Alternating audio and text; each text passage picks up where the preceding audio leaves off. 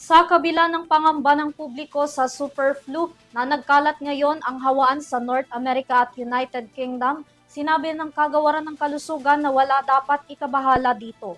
Ang pagtaas daw ng mga kaso sa nasabing bansa ay dahil na rin sa malamig ang panahon na nakakaranas ngayon ng winter season. Pag-iingat at sapat na pahinga pa rin daw ang maipapayo nila sa publiko. Narito ang detalye ng balita.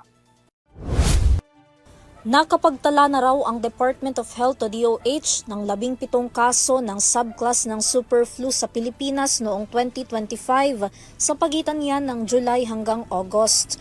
Lahat daw ng mga ito ay mula sa Metro Manila na lahat din ay gumaling na. Ayon kay Health Secretary Ted Herbosa, ang flu raw ay maituturing na seasonal infectious disease. Sa Pilipinas, karaniwan daw na tumataas ang kaso nito tuwing malamig ang panahon at tag-ulan. Wala raw dapat ikabahala ang publiko lalo na't ang flu ay maikokonsiderang self-limiting illness o kusang gumagaling kung mayroong sapat na pahinga. Gayunpaman, ang mga may sakit daw na cancer o anumang uri ng medical condition kabilang na dito ang mga senior citizen, mas mabuti raw na magpaturok ng flu vaccine.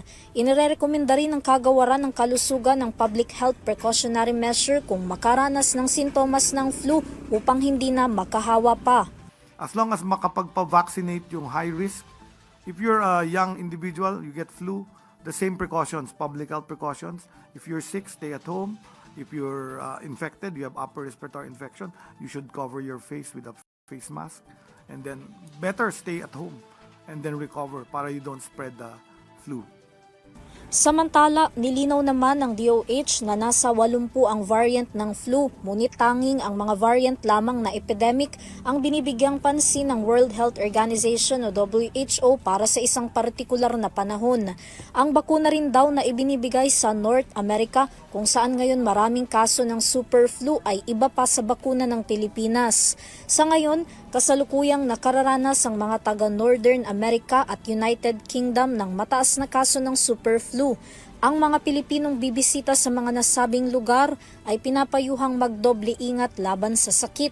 Mas mabuti raw kung magpapaturok muna sila ng North Hemisphere vaccine.